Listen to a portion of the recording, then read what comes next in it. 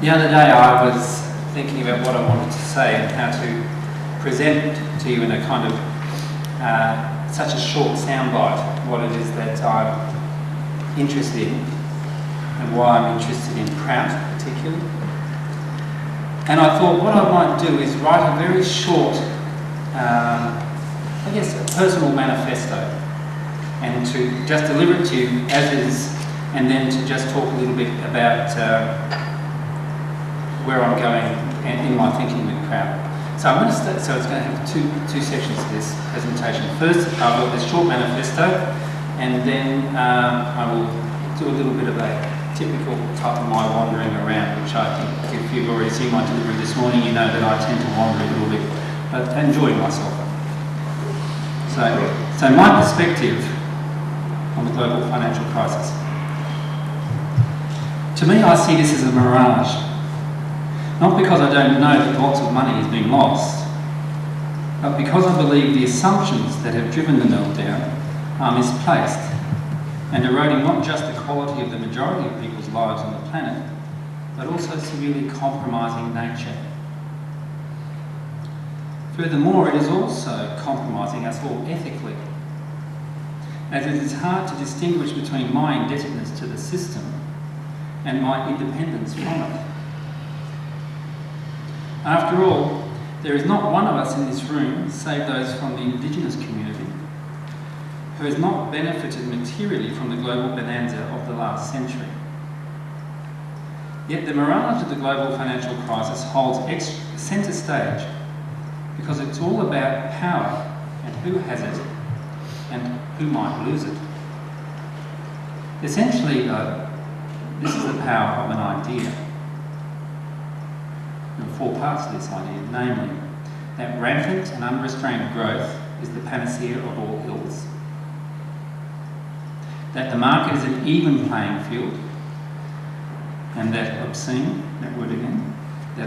amounts of wealth in the hands of a select, and I would argue highly selective few, is okay.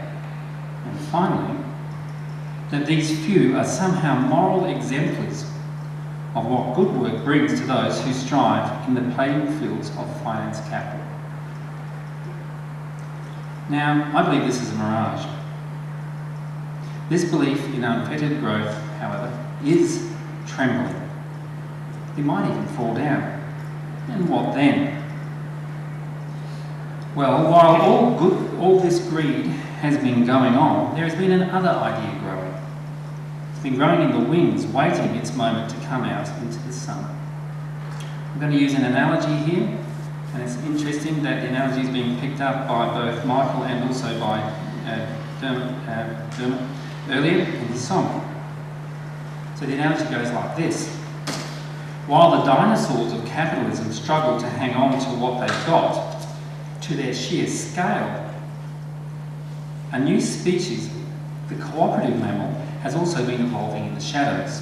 Now, I've got a child, I sit down and I watch Walking with Dinosaurs, so I know a lot about cooperative mammals, down holes, little furry guys, so this is where I'm coming from. So this cooperative mammal represents a new experiment in human civilization.